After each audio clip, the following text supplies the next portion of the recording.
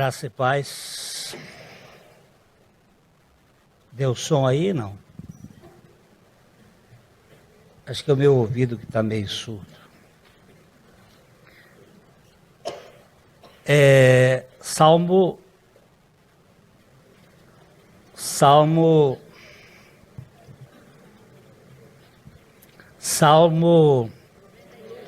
91,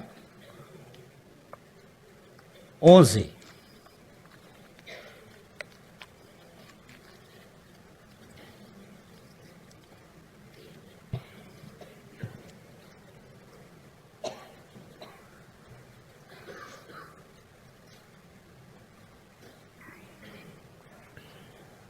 Porque aos seus anjos dará ordens a teu respeito, para que te guardem em todos os teus caminhos. 12. Eles te sustentarão nas suas mãos, para não tropeçares em alguma pedra. Pai, conduze-nos para a intimidade do refúgio secreto. Nós queremos habitar debaixo das tuas asas. E tu falas conosco esta noite, para a glória do teu nome, por Cristo Jesus. Amém. Aquele que habita no esconderijo do Altíssimo, à sombra do Onipotente, descansará.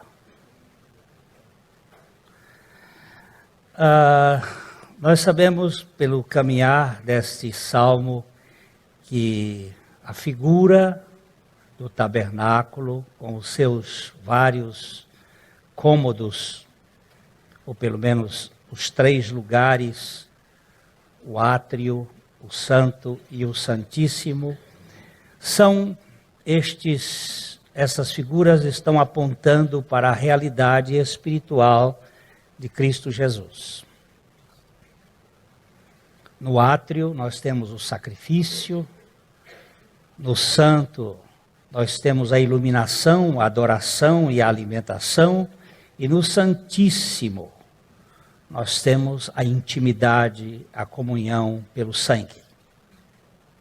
Aquele que habita no esconderijo do Altíssimo é uma figura, para mim, trazida por Moisés, porque a minha concepção é que este salmo é um salmo de Moisés. Alguns acham que é de Davi. Não importa, não muda, mas que seria uma realidade apontando para o tabernáculo. E o tabernáculo aponta para Cristo, onde nós estamos escondidos. Cristo, ele tem uma miríade de anjos que prestam serviço àqueles que hão de herdar a salvação. Os anjos, nós vimos isto, e vamos voltar só para dar uma olhada, em Hebreus, capítulo 1, versos 13 e 14, eles têm uma função, uma designação, dada pelo Eterno, que é cuidar daqueles que hão de herdar a salvação. Quem são os anjos? Eles são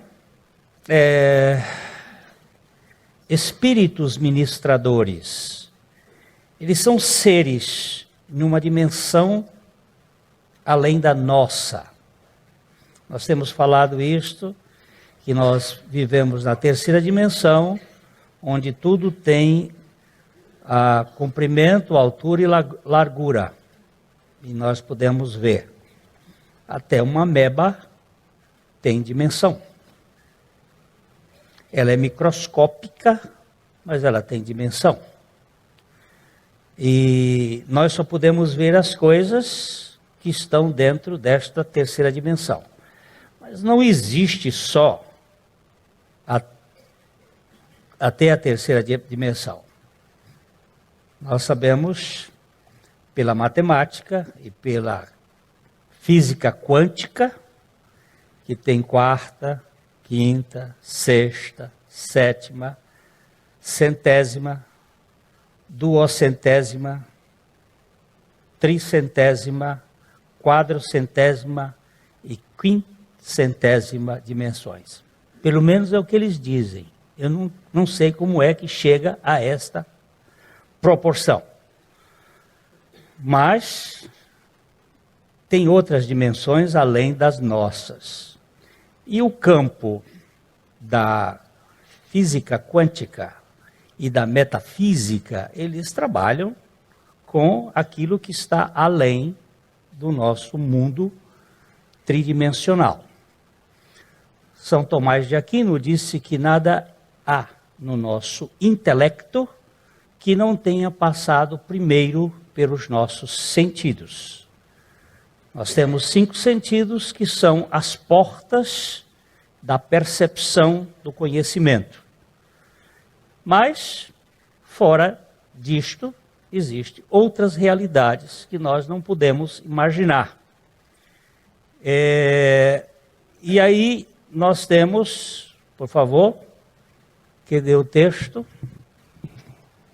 Ora, a qual dos anjos jamais disse: assenta-te à minha direita, até que eu ponha os teus inimigos por estrados dos teus pés? Não são todos eles espíritos ministradores, enviados para serviço a favor dos que hão de herdar a salvação? Qual é a função dos anjos? Eles são servos a serviço dos que hão de herdar a salvação. Vocês não vão ter um anjo pregador do Evangelho.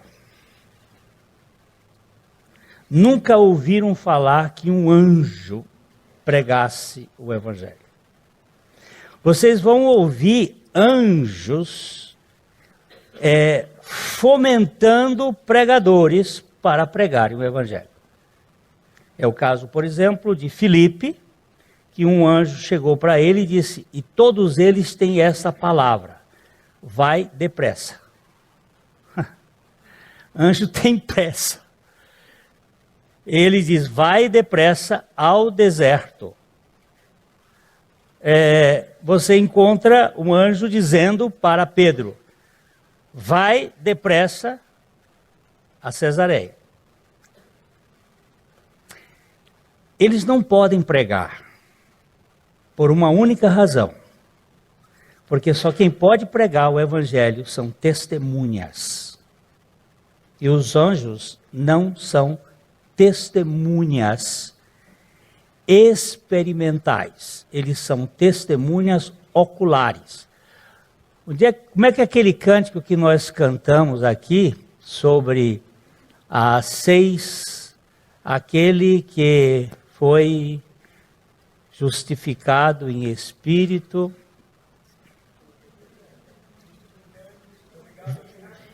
visto dos anjos, pregado aos gentios, crido no mundo e recebido na glória. Ele foi visto dos anjos, mas os anjos não são testemunhas, porque os anjos não foram atraídos a Cristo, e os anjos não foram participantes do morrer de Cristo, e os anjos, portanto, não são testemunhas da experiência. Mas eles são anjos, são espíritos ministradores em favor daqueles que hão de herdar a salvação. Eu vou contar umas histórias aqui para a gente... a Cornélia Johanna Arnaldo ten Boom, muito conhecida como Carrie ten Boom, nasceu em 1892 e morreu em 1983. Ela foi uma escritora holandesa e que escreveu um livro chamado Refúgio Secreto. Muito interessante que nós estamos falando aquele que habita no secreto, no esconderijo, no refúgio secreto. Durante o período da guerra nazista, a família Ten Boom holandesa foi acolhedora de judeus que estavam sendo massacrados pelo nazismo. E Ten Boom, ela deu a sua vida com seus pais. O seu pai foi morto num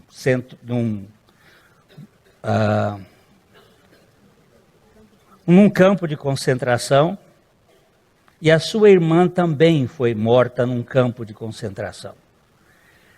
E ela esteve ali conhecendo a chamada intimidade do relacionamento com Deus. O que ela diz é tão lindo. Um incidente que aconteceu com ela, eu vou ler aqui. Entramos juntas num aterrorizante prédio. A uma mesa estavam mulheres que retiravam todos os nossos pertences. Todos nós tínhamos que nos despir completamente, dirigindo-nos depois para o aposento onde os nossos cabelos eram revistados. Perguntei a uma mulher que estava ocupada revistando os pertences dos recém-chegados se eu poderia usar o banheiro. Ela apontou para uma porta e descobri que a privada consistia apenas num buraco no chão do banheiro. Betsy é a irmã dela. Permanecia bem pertinho de mim o tempo todo. De repente eu tive uma inspiração de privada. Quando você é privado de certos sentidos, você pode ter os sentidos de Deus alertas. Tire depressa sua roupa de baixo, sussurrei-lhe. Enrolei-a com a minha e pus a trouxa num canto junto com a minha Bíblia. Ela queria preservar a sua Bíblia para o campo de concentração, para ela poder ler a Bíblia. O local estava cheio de baratas, mas não me preocupei com isso.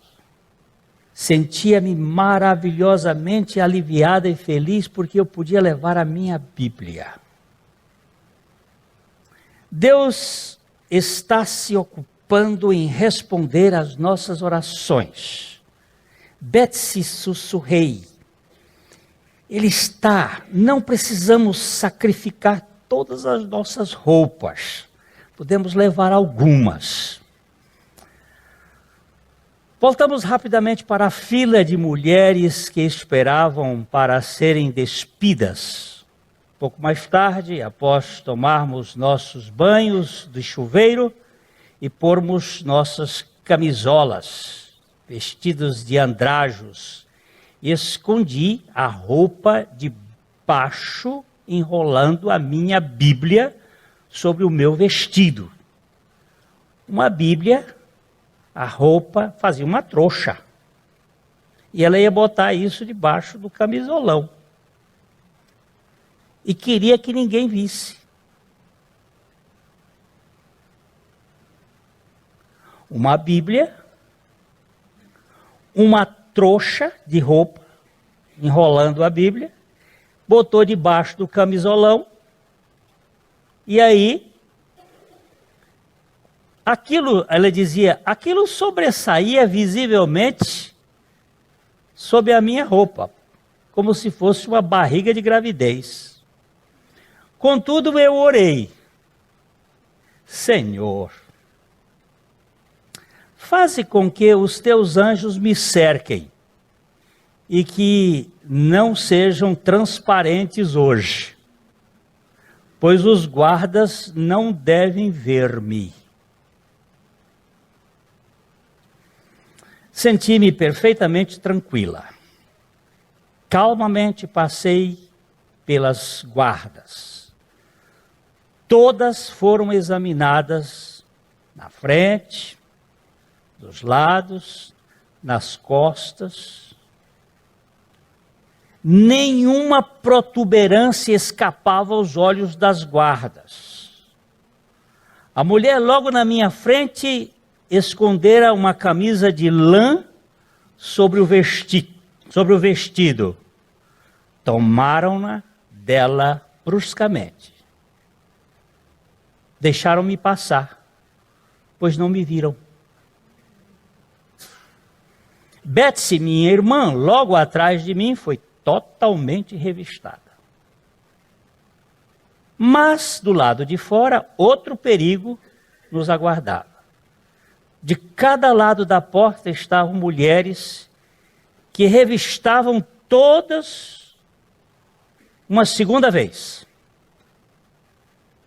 Passavam a mão pelo corpo de cada prisioneira que passava. Eu sabia que não me viriam, pois eu tinha pedido que os anjos, aqueles anjos que foram designados para cuidar dos que hão de herdar a salvação, me rodeavam. Não me surpreendi sequer quando me deixaram passar, não me tocaram. Dentro de mim, porém, ergueu-se um grito jubilante. Ó Senhor, Tu sempre respondes às orações do Teu povo. Poderei enfrentar até mesmo Ravensbrück sem temor, porque Tu cuidas de mim. Isto não é invenção. Isto é aquele que nos salvou. Ele tem uma proteção para os seus dentro de um propósito. Não é fora de um propósito, é quando aquilo precisa ser feito para um objetivo. Os anjos de Deus são mensageiros, ministros de Deus, têm a função de executar os planos de Deus aqui na terra, quando o propósito de Deus estiver em jogo. Nós temos uma irmã que está aqui sentada, ela é policial, e ela me disse outro dia, meio preocupada, será que os anjos do Senhor, posso pedir os anjos do Senhor para me guardar na minha função? Eu digo, pode sim, porque é pela fé que nós usamos isso, nós vivemos por fé. E se Deus tem um propósito disto, Ele vai colocar os seus anjos a cuidar de você. Os anjos nunca serão reis nem importantes, eles sempre serão servos. Se 2 anjos fossem enviados aqui na terra, um para cuidar do império da terra, do governo da terra, e outro para varrer a rua, eles não iam trocar de função, porque eles não têm inveja um do outro. Eles são servos a serviço daquele que comanda o universo. Eles não estão preocupados com posições de destaque. Mas os anjos não são apólices de seguro contra a tribulação. Eles estão a serviço dos salvos para os propósitos da Trindade. E dentro de objetivos que Deus quer nas nossas vidas. Aconteça o que acontecer, nada irá prejudicar eternamente um filho de Deus. Eu disse eternamente. O Filho de Deus que habita no esconderijo do Altíssimo, embora os problemas e aflições aqui na terra sejam terríveis e muitas vezes quase insuportáveis. Mesmo assim, eles serão assistidos se este sofrimento tiver um propósito para a glória do Altíssimo. Nós temos visto algumas histórias assim muito interessantes de missionários. Tem um caso lá na Birmânia em que o pregador, os antropófagos quiseram fazer dele um churrasco. E disseram, nós vamos comê-lo esta noite. E no outro dia ele recebeu uma visita querendo saber quem era aquele exército que estava cercando a sua casa. Ele disse, não tinha nenhum exército. Eu só estava minha esposa, eu e os nossos filhos. Disse, não, a casa estava cercada de um exército enorme. Nós não pudemos entrar. Por causa desse testemunho, um dos membros daquela tribo quis conhecer o Jesus que aquele homem pregava. E através da mensagem, da pregação daquele homem, toda aquela tribo veio a conhecer a Jesus. Mas os anjos não podem pregar. Mas eles podem estar a serviço do que é de herdar a salvação.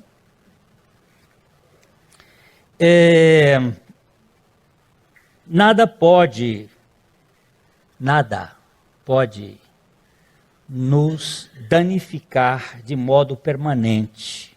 Ainda que momentaneamente nós possamos ter algumas restrições, e algumas tristezas e algumas dificuldades, mas nada pode.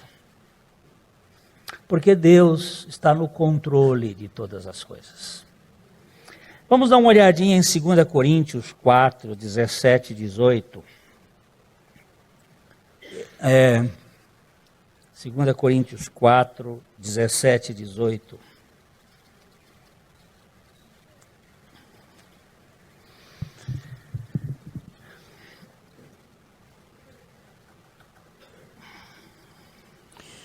Porque a nossa leve e momentânea tribulação produz para nós eterno peso de glória, acima de toda comparação, não atentando nós nas coisas que se veem, mas nas que se não veem, porque as que se veem são temporais, e as que se não veem são eternas.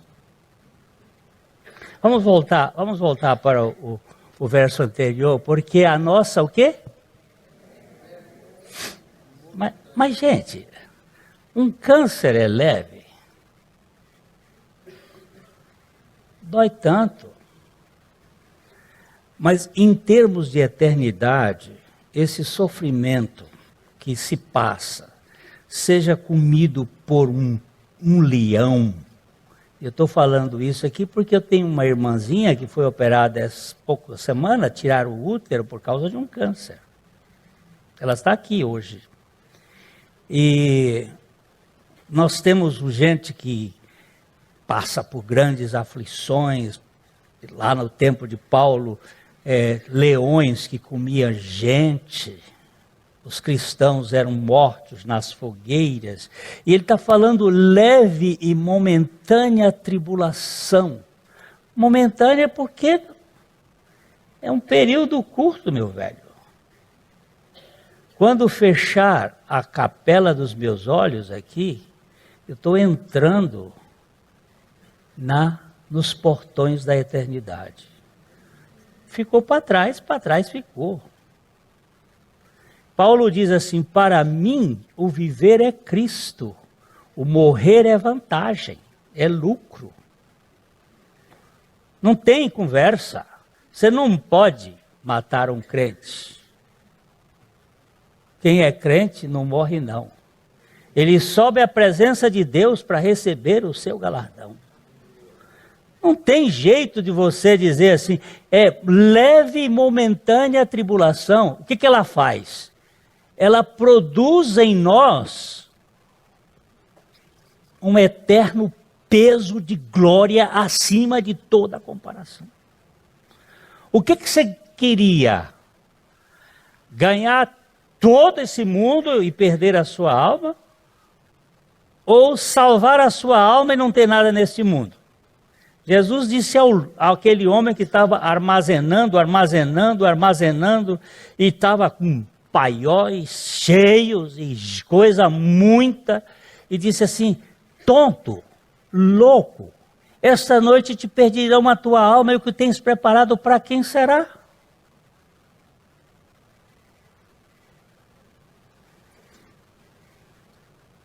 O que adianta o homem ganhar o mundo inteiro e perder a sua alma? É tontura. Não atentando nós nas coisas que se veem.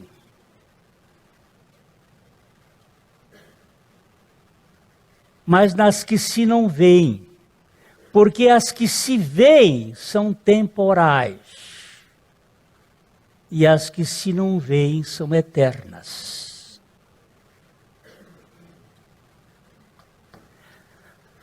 Pô, Glênio, onde é que está esse texto? Segunda Crônica, Segunda Reis. Humberto, acha esse texto aí. Abras os olhos do moço, Senhor. É o profeta Eliseu. O profeta Eliseu pedindo o exército assírio. Segunda Reis 6,17, está aí. Hoje em dia é fácil achar os textos bíblicos na congregação. O profeta, havia uma guerra, os sírios estavam atacando Israel, e eles cercaram, vamos começar a ver ali um pouquinho antes, antes do 17... Antes do 17, vamos ver o 14. Começa com o 14, talvez.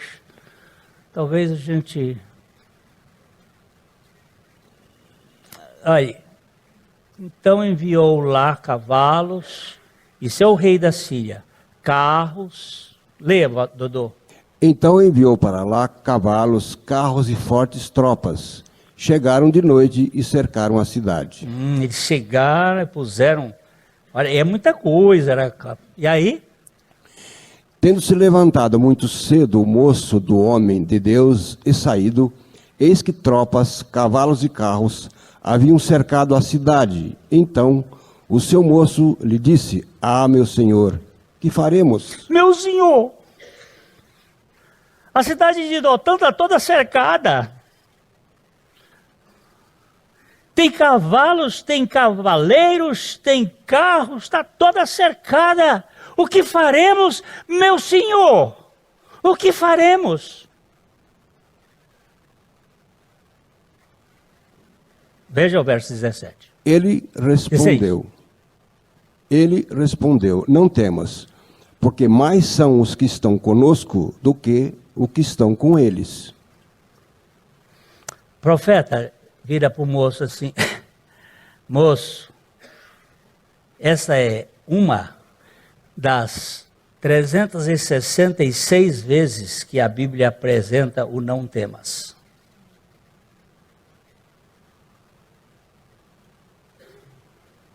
(366 vezes. Por coincidência, até no bissexto tem um não temas. Não temas. Não temas. A gente vive cheio de temor desde o Jardim do Éden. Nós somos fugitivos do medo.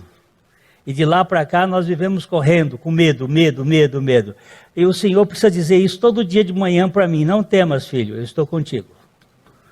Não temas, que eu sou teu Deus. Não temas, porque mais são os que estão conosco do que os que estão com ele. Mas espera aí, eu não estou vendo ninguém conosco.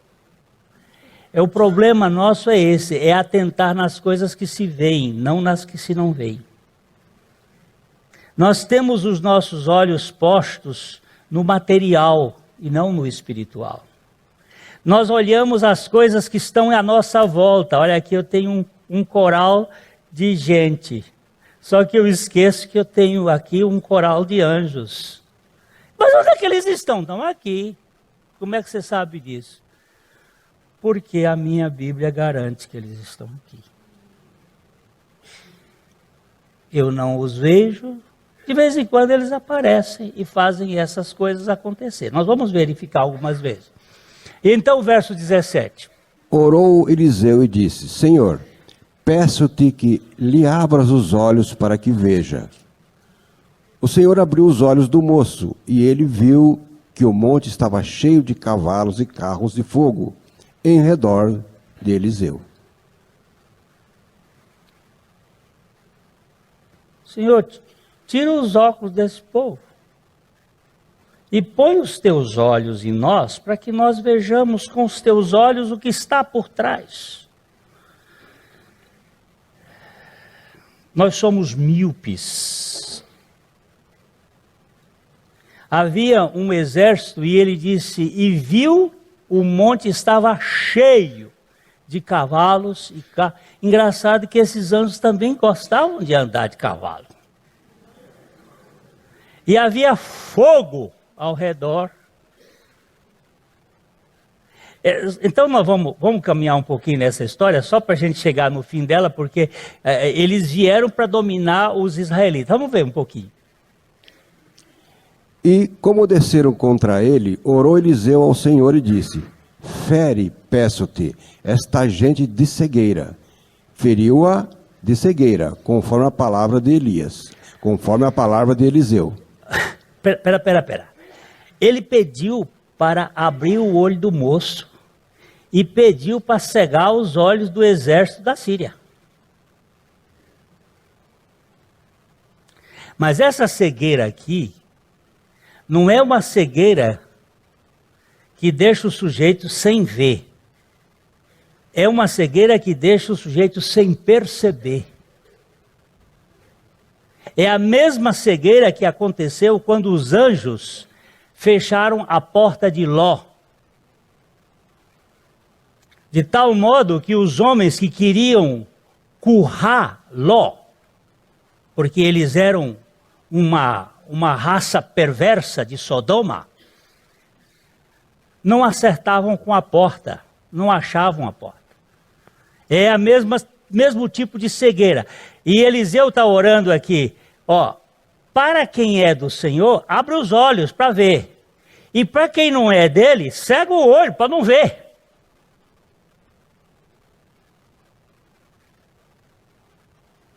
Porque o Evangelho tem essa característica. Perguntaram uma vez a Jesus, por que o Senhor fala por parábola? Ele disse, é para que vendo não vejam, ouvindo não ouçam, e venham e se convertam, e creiam e sejam por mim perdoados. Mas o Senhor não quer salvar as pessoas? Eu quero salvar o que eu quero salvar. Eu não quero que as pessoas se salvem. Porque se elas se salvarem, ninguém aguenta. Já não sendo salvas por elas mesmas, ninguém aguenta. Imagina se elas se salvarem. Aí o negócio é perigoso. É por isso que é perigoso você ouvir uma pessoa dizendo assim, eu me converti. Quando você escutar uma pessoa dizendo eu me converti, você sai de perto dela. Porque essa pessoa é perigosa. Porque a minha Bíblia diz assim, converte-me, Senhor, e serei convertido. Salva-me, Senhor, e serei salvo. E aí o Senhor é o meu louvor. Agora, quando o sujeito diz, eu me converti, cai fora dele. fica longe, é perigoso. Senhor, fecha o olho dessa gente. E aí, ó, feriu-a a gente de cegueira, conforme a palavra de Eliseu. Caminha mais um pouquinho, para você ver como é que a guerra de Deus é diferente das guerras humanas. E Deus lida sempre com os anjos na sua guerra. Então Eliseu lhes disse: não é este o caminho, nem esta a cidade. Segui-me e guiar-vos-ei ao homem que buscais. E os guiou a Samaria. Não é aqui em Dotã, não. Você vai para Samaria comigo. Vai ver Samaria lá comigo. Vamos embora. E o exército da Síria seguiu o profeta. E o profeta na frente e o mundo de soldados e cavalos e cavaleiros e carros seguindo o profeta. Mas eles estavam cegos para as coisas de Deus. Cegos na percepção. É como muita gente hoje está cega, espiritualmente cega, neste mundo. Porque não tem a revelação de Jesus Cristo. E sem a revelação de Jesus Cristo, o homem é cego. Mesmo que ele enxergue, ele não vê. E aí, vamos continuar aí, que tem mais coisa nesse texto. Tendo eles chegado a Samaria, disse Eliseu: ó Senhor, abra os olhos destes homens para que vejam. Abriu-lhes o Senhor os olhos, e viram, e eis que estavam no meio de Samaria. Essas brincadeiras de Deus eu gosto. Fecha, abre o olho do incrédulo que não vê, porque esse é meu. Fecha o olho dos incrédulos que são incrédulos que não são meu. Agora abre no lugar onde eu quero que o Senhor abra. E aí Deus, abriu o olho deles. Onde é que eles estavam? No meio da cidade de Samaria, onde eles queriam dominar. E aí, vamos ver como é que... Quando o rei de Israel os viu, perguntou a Eliseu: Feri-los-ei, meu pai? Feri-los-ei? Vou matá-los? Olha a resposta de Eliseu. Respondeu ele: não os ferirás. Fere aqueles que fizeres prisioneiros com a tua espada e o teu arco. Porém a estes, manda pôr-lhes diante pão e água, para que comam e bebam, e tornem a seu senhor. Como é que se ganha uma guerra do ponto de vista de Deus? Em vez de dizer, ele disse: mate aqueles que você conquistar com sua espada, com seu arco. Estes aqui foram conquistados com o poder de Deus. Então, prepara um banquete para eles. Dê pão e água para eles comerem e beberem, e devolva ao rei deles. É assim que se conquista um exército. Sabe como é? Em vez de você fazer dele um inimigo, prepara uma mesa com a presença dos meus inimigos.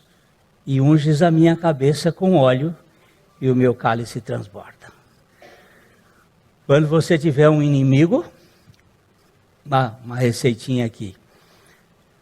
Prepare um banquete e convide para ele vir comer na sua casa. Convida seu amigo, não. Eu tive uma vez, nós tivemos um casal que não gostava de nós. Ele não gostava mesmo. Foi um espinho na minha coluna durante 20 e tantos anos. 20 anos. E eles iam embora daqui, e eu pedi a minha esposa: bota a mesa melhor que se tiver aí. A prataria que tiver. Os pratos melhores, e faça uma comida bem feita. Eu quero uma comida de primeira. E convidei o casal, e convidei outro casal, e convidei outro casal, e sentamos à mesa, e comemos, e comemos, e comemos. E foi até de madrugada, e eu disse assim: agora vocês vão embora daqui, e eu não quero que vocês vão embora daqui zangados. Eu quero dizer que vocês foram uma bênção na minha vida. o tempo que vocês me perseguiram foi o tempo de crescimento. Muito obrigado por ter sido um instrumento na mão de Deus para me fazer crescer. Foi mudo. Ali para frente ficaram mudo uma meia hora. Mas foi bom. É assim que o profeta disse, vai preparar um banquete lá. É pão e água, mas que se faz banquete com pão e água também. Ainda mais para dar comida para não sei quantos mil soldados. Não valia gastar tanto vinho assim, não. Depois... Ofereceu-lhes o rei grande banquete e comeram e beberam. Despediu-os e foram para o seu senhor. E da parte da Síria não houve mais investidas na terra de Israel. Você vê como é que Deus faz? Isso é guerra de anjo, meu povo. Isso é guerra de anjo. Guerra de anjo dá nesse negócio aqui. O exército é maior, o exército, só quem enxerga é o povo de Deus. Você está enfrentando aí uma briga danada de família. Não desembanha a espada, não. Dagoberto hoje falou que o Pedro arrancou a espada e na orelha do... Nós às vezes fazemos isso, pegamos a nossa espada e no outro. Não, deixa o Espírito trabalhar na vida da gente. E isso aqui é sinal de Deus operando nos bastidores. Os anjos do Senhor estão aí. Não tente atacar um homem de Deus, porque os próprios anjos vão defender esse cara.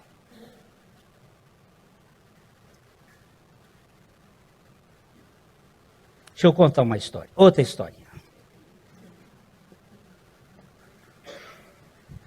Esse aqui é...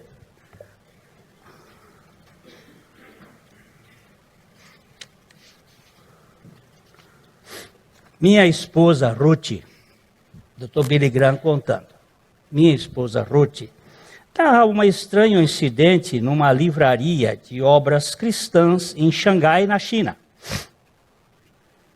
Ela soube desse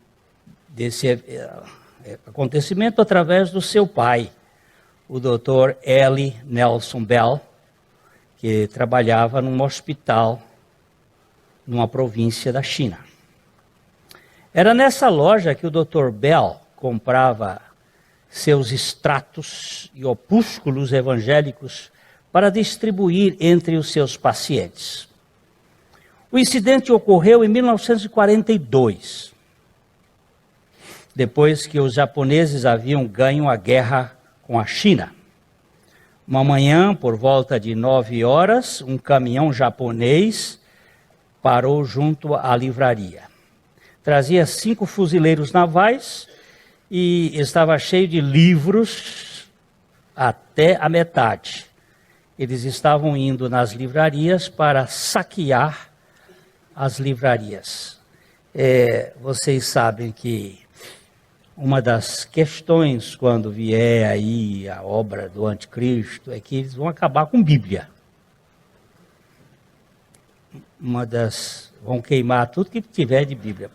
Por isso que o livro do Eli tem um significado interessante, porque o sujeito aprende a Bíblia, decora a Bíblia. Há no mundo hoje, em alguns lugares, no Chile, há um grupo de irmãos que está decorando a Bíblia. Cada um está responsável por um livro. Eu queria o livro de Judas. Aí seria fácilzinho para decorar. Mas eles estão decorando a Bíblia para poder manter. Mas outros estão decorando. Existem 5 pessoas no mundo que sabem a Bíblia de cor. De ponta a ponta. São mentes privilegiadas que Deus tem dado, mas também pessoas que leem.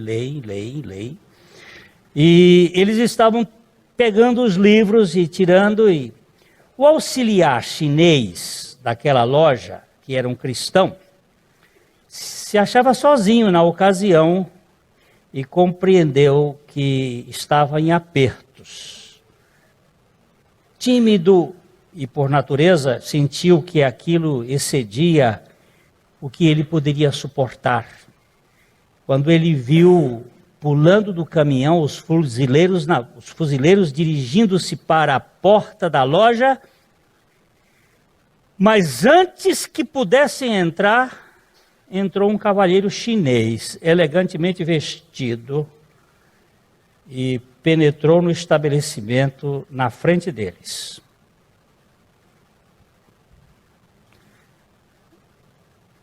Para o auxiliar da loja, que conhecia praticamente todos os fregueses chineses que frequentavam aquele homem era completamente estranho, ele nunca tinha visto. Então, engraçado que os anjos, eles podem ter a cara do povo que quiser. Na África ele fica preto, na China ele fica com cara de chinês, lá nos nórdicos ele fica loiro, porque ele se mistura. E você vai ver isso, depois a gente vai ver como eles estão, não hoje, porque não dá tempo. Por alguma razão desconhecida, os soldados que iam entrando pararam e ficaram a olhar os quadros das vitrines sem entrar. Por 2 horas ali permaneceram. E depois das 11 horas, não puseram os pés dentro da loja. Estranho, perguntou o homem, o estranho perguntou o que os homens desejavam. E o auxiliar chinês da loja explicou que os japoneses estavam confiscando estoques de muitas das livrarias da cidade e agora chegara a vez daquela loja. O estranho chamou o auxiliar e juntos começaram a orar. Engraçado que anjo também ora. E enquanto o estranho encorajava e assim se dispuseram a passar aquelas 2 horas, finalmente os soldados subiram no seu caminhão militar e foram embora. O estranho também se foi, desapareceu, sem fazer uma única compra ou perguntar acerca de qualquer outra coisa a mais na loja. Mais tarde, quando o dono da loja chegou, o senhor Lee, ele perguntou: senhor Lee, o senhor acredita em anjos? Ele disse: com certeza. Os anjos são os servos a serviço dos que hão de herdar a salvação. Eu também acredito. Eles hoje teve um aqui nessa loja. Porque não aconteceu nada.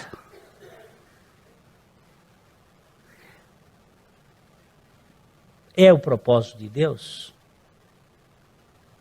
É o propósito de Deus. Então Deus vai fazer.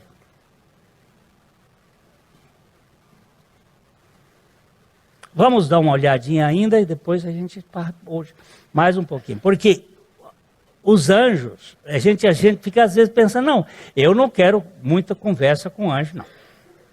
Mas eles estão aqui a nosso serviço. Eu quero conversa com o Pai, com o Filho e com o Espírito Santo. Mas os anjos estão aqui, eles são servos. Quando o nosso querido irmão na fé, João, o apóstolo de Jesus, viu o anjo, ele se prostrou. Você vai ser a anja. Ele se prostrou para adorar, ele disse, não, pegou na mão, levanta, adora a Deus. Porque eu sou conservo teu.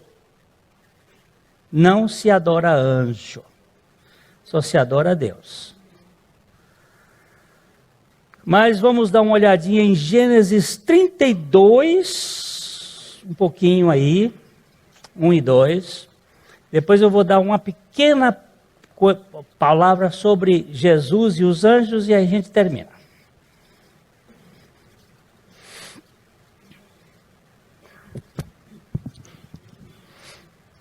Também Jacó seguiu o seu caminho e anjos de Deus lhe saíram a encontrá-lo. Verso 2. Quando os viu, disse: Este é o acampamento de Deus. E chamou aquele lugar Manaim.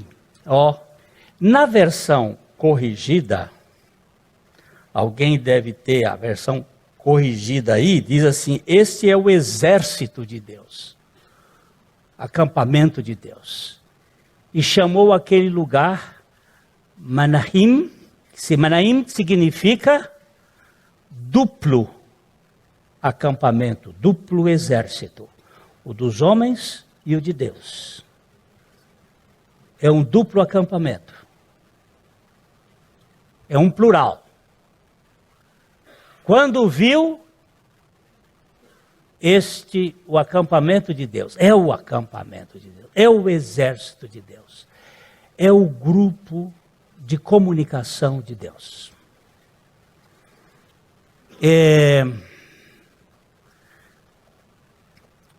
Os anjos tiveram participação no ministério de Jesus. No nascimento, foram eles que deram notícia para Maria, foram eles que deram notícia a José. Em sonho, um anjo lhe apareceu e deu o nome a Jesus.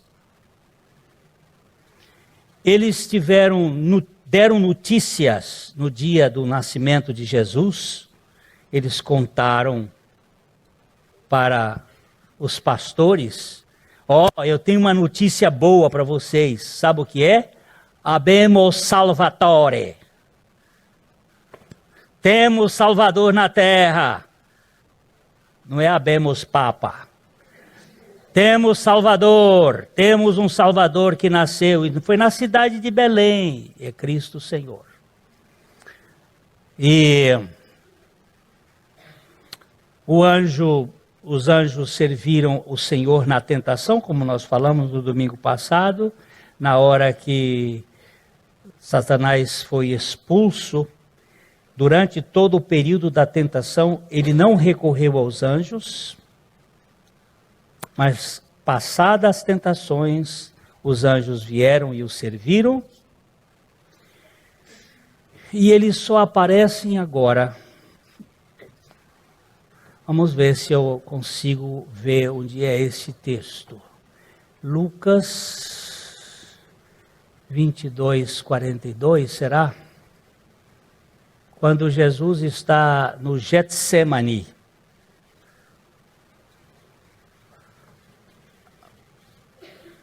Acho que é 42 ou 43. Hein? Quando Jesus está no Getsemane, que ele está orando, depois um anjo veio. 43. 43. Jesus, veja o 42 aí, só o 42 para a gente ter a noção. Jesus estava orando. Pai, se queres, passa de mim este cálice, contudo, não se faça a minha vontade, e sim a tua. Veja bem, tanto na tentação do deserto, Jesus recebeu 3 tentações, como na oração do Getsemane, Jesus orou 3 vezes. Os anjos não apareceram no começo da tentação, só no fim, depois que ele venceu o diabo, e só no fim da última oração é que ele aparece, um anjo, para a palavra que aparece aí. Vamos ler o 43. Então lhe apareceu um anjo do céu que o confortava. Essa palavra confortava, no original grego, significa dar força. Dar força. Porque Jesus estava enfraquecido, ele suava sangue. Ele estava entregando-se totalmente. E o anjo apareceu. E depois os anjos só aparecem na ressurreição. Por todo o período da crucificação, os anjos não se manifestam. porque se ele se manifestasse, tanto é que quando o Pedro cortou a orelha, Jesus disse, mete a espada na bainha, porque se eu quisesse, eu pediria ao Pai, e Ele mandaria aqui legiões de anjos para me defender. Eu sei disso, mas eu não posso fazer isso. Sabe por que ele não podia fazer isso? Porque ele tinha uma salvação para fazer. E que salvação era essa? A minha. Eu tenho um pecador desgraçado que vai nascer em 1945 e que eu já o elegi desde a eternidade e eu vou salvá-lo. Agora você entra nessa lista, se você crê. Por minha causa. Ele fez isto. Ele tinha que ir para a cruz. E ele não recorreu aos anjos. Mas, na ressurreição, eles voltam a aparecer. E na ascensão, eles estão lá como testemunhas. E ainda vai olhando, ainda dá uma bronca nos discípulos e diz assim, o que vocês estão fazendo aí olhando para o céu? Pois do mesmo jeito que vocês viram ele subir, ele vai descer, tacam para frente e vão pregar o evangelho. Mas vão para a cidade até que vocês sejam revestidos do poder do alto. E quando vocês forem revestidos do poder do alto, vocês vão dar testemunhos deste evangelho. Os anjos estão a serviço do que hão de herdar a salvação. Eles são preciosos. Tenho muita admiração por esse serviço que eles prestam aos santos, ao povo de Deus. Mas nós não precisamos pedir que eles venham fazer essas coisas, porque é o Senhor que cuida disto. Eu tenho um irmão que tem uma mania, eu já contei até que ele pedia, quando ele sai de carro, ele pede os anjos para subir no capô, para ficar aqui, para ficar lá. Aí o Maurício foi dizer assim, mas aí se o carro desse jeito eu não vou ter trabalho. O Maurício é latoeiro, que desamassa carro, faz as coisas. Ele disse, com esse mundo de anjo aí cuidando desse carro desse jeito, não vai ter batida e eu vou ficar sem emprego. Digo, não, mas esses anjos dele aí não fazem nada, não. Anjo não é para esse tipo de apólice de seguro contra terceiros, não. Anjo é para propósito de Deus, para serviço daqueles que hão de herdar a salvação e para o propósito que Deus tem determinado. Eu não vou morrer um dia menos daquele dia que Deus estabeleceu dentro do seu propósito. Nesse tempo ele tem aí o cuidado comigo, vai cuidar. No dia que for, será. E será. Vai ser um dia muito precioso. Porque vai acabar esse peso, e aí eu vou ter uma outra coisa mais gloriosa, que eu nem sei descrever, porque os que estiveram lá, e chegaram, Paulo disse assim, olha, o que eu ouvi lá eu não vou contar para vocês nunca, porque são coisas inefáveis, que não é lícito a contar a mortais. Então eu fiquei sem saber muita coisa, porque ele foi o único dos mortais em carne, que foi lá e voltou, para estar contando coisas, e não contou. Então, ficamos sem saber. Só que ele disse que é muito melhor lá do que aqui. Porque lá não tem Dilma, não tem Copa, não tem nada. Não tem Barack Obama, não tem nada disso. Lá tem o Cordeiro, que foi imolado e que está cheio de glória. Queridos, nós estamos tocando nesse campo, porque alguns irmãos dizem, pastor, fala sobre os anjos. Pois é, os anjos são preciosíssimos e tem, mas é para aqueles que vão herdar a salvação. E a salvação? A salvação é por Jesus Cristo. O Senhor Jesus, ele fez uma obra para nos salvar. Qual foi a obra? Ele morreu e ao ser crucificado nos atraiu no seu corpo. E lá na cruz, ele nos fez morrer com ele. E na ressurreição, ele nos deu a vida dele. E agora ele vem viver em nós. E ele vivendo em nós, nós temos a redenção. A redenção é ele. Quem tem o Filho, tem a vida. Quem não tem o Filho de Deus, não tem a vida. E os anjos estão aí para fazer o serviço dele. E nenhum sofrimento aqui na terra é permanente. O pastor da igreja metodista, que estava muito mal, morrendo, o outro irmão foi visitá-lo e disse assim: e como é que você está? Ele disse: estou ficando melhor. Ele disse: que graças a Deus. Ele disse: porque a morte está chegando e eu vou ficar melhor. E o outro pensando que ele ficar melhor é sarar. Não, ficar melhor é quando eu morrer. Aí eu vou ficar melhor. Aí ele saiu, o outro saiu dali assim: que bênção. Eu queria ter aquela fé. Mas a fé é dada a cada um na proporção. Então, queridos, nós vamos cantar, não é, meu filho? Cantar. E depois você lembra o seguinte: o Senhor, se Ele tiver um propósito na sua vida, Ele vai cumprir esse propósito. Tá? Apocalipse 5,13. Apocalipse 5,13, ele está falando do culto. É o culto lá do céu. O versículo 5, o capítulo 5 de Apocalipse é o culto do céu. Pode ir lá. E antes de nós cantarmos mesmo, com as nossas vozes, eu estava sentado ali pensando o seguinte: nós precisamos primeiro ouvir isso, ouvir esse texto, na nossa mente, dizemos ao Senhor.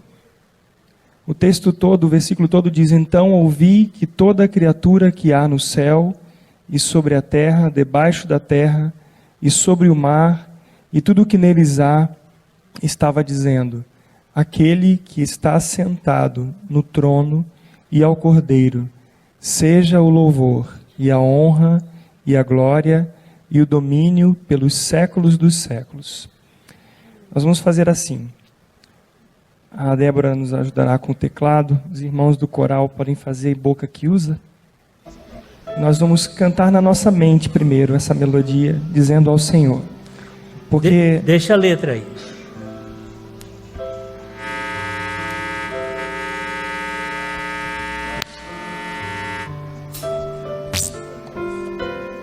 Começa assim na sua mente.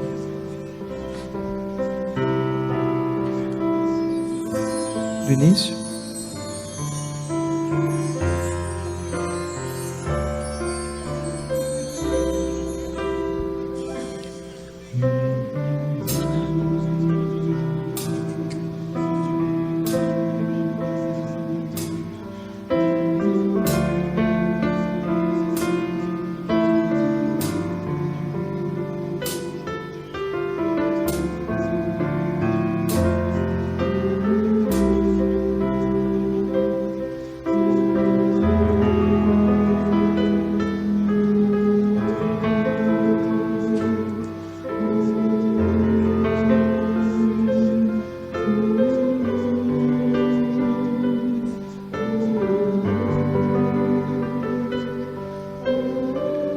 Não se cansam de dizer dia e noite. Queria pedir que os irmãos da galeria pudessem confessar isso com a voz, cantando ao Senhor. Ao que está assentado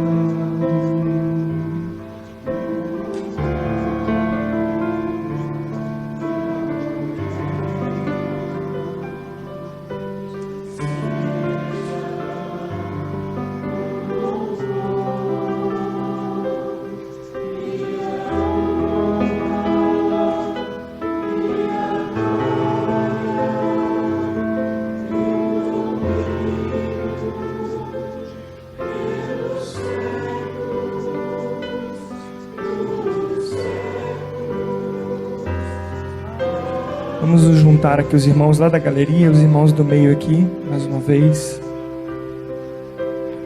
Ao que está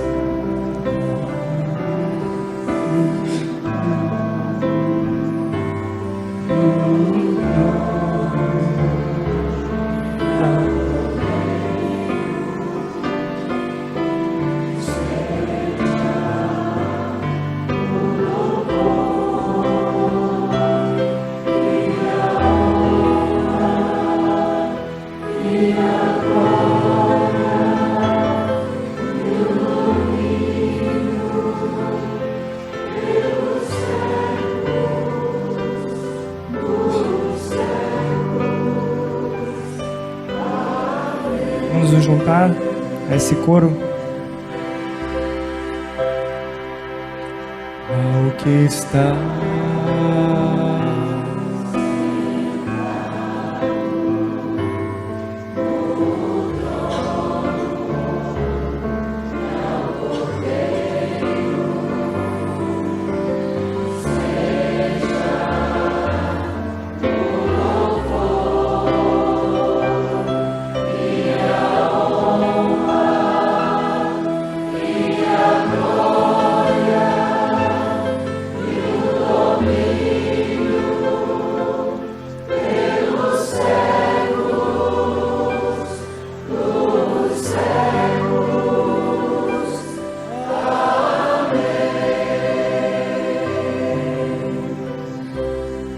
Deus nos diz que a adoração é prostrar-nos diante do Senhor.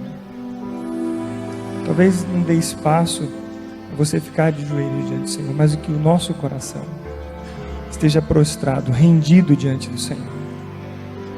Nós podemos confessar mais uma vez como igreja a adoração ao Senhor. Ele é digno. Aquele que habita a sombra, aquele que habita, aquele que descansa, aquele que permanece, a sombra do Onipotente descansa. Esse descanso o Senhor quer nos levar aos braços dele e adorá-lo em espírito e em verdade. Vamos cantar mais uma vez. Ao que está sentado no trono e ao Cordeiro seja o louvor e a honra e a glória e o domínio pelos séculos dos séculos.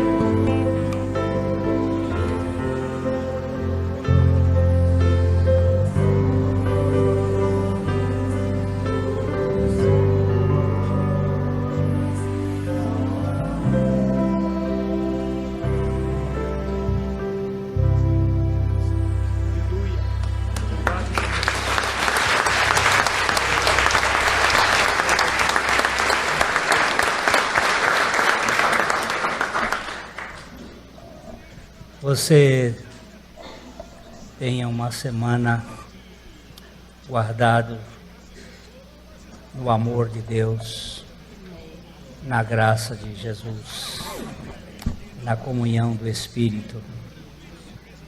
Não se esqueça de que Deus o ama do jeito que você é e Ele transforma você do jeito que Ele pode fazer, que é tornar você um filho bem descansado no colo dele, para que viva para a glória dele. Você encontra pessoas aqui hoje que também são carentes. Nesse processo de humano, que nós vivemos com humanos, tocar, abraçar, beijar, é saudável. Nós, às vezes, não temos muito tempo para curtir as pessoas.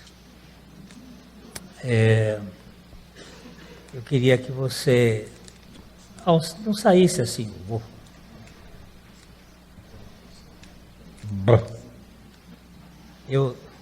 A minha filha esteve essa semana aqui, em Londrina.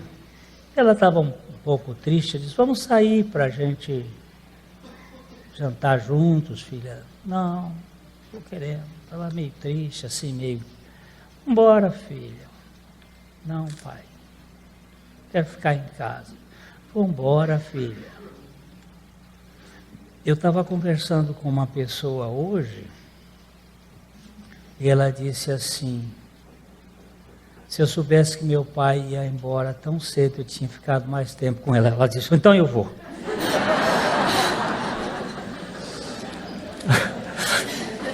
Foi uma chantagem, não tenha dúvida.